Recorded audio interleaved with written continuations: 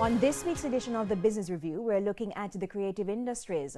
Fine art can be risky business for local artist Tiana Anglin, but she's willing to take that risk. TVJ's Andrew Laidley has her story. In 2018, the global art market was valued at $67.4 billion.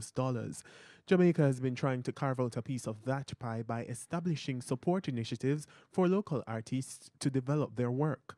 One of those artists, Tiana Anglin, admits that art isn't always a steady income stream, but she says her earnings so far have been worth it.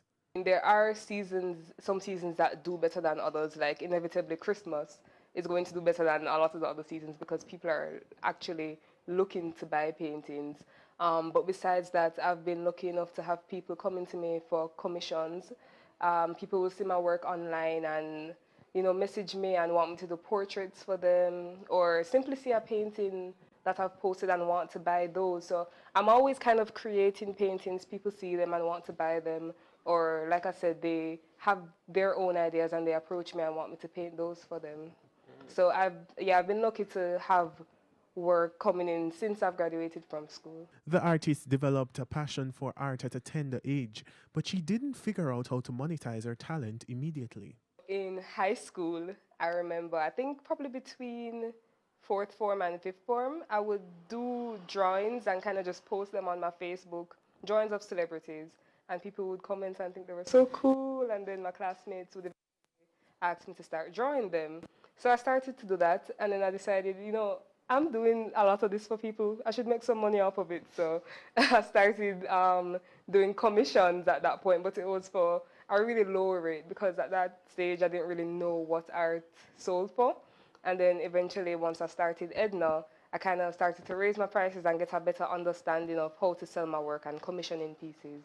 Today, some of Tiana's pieces are going for more than $100,000, while others cost as little as $2,000. In terms of funding the business, the local artist explains that she's had to develop creative ways to retool and grow. Because I've been practicing pretty much my entire life, I always had people for gifts, people would gift me paint brushes or little watercolor paint sets. So I always had those kinds of things to start with.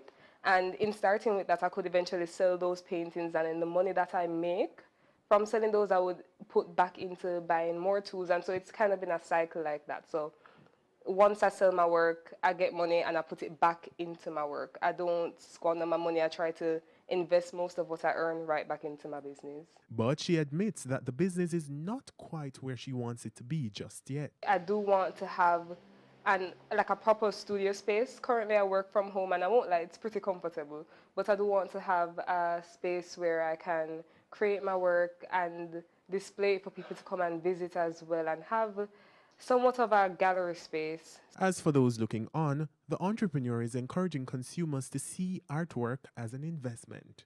Really look at the viability of art, not just as something to put up in your house and that's beautiful, but art really is truly an investment, just as much as buying a house or buying a car. It's an investment and the value increases over time. Andrew Laidley, TVJ News.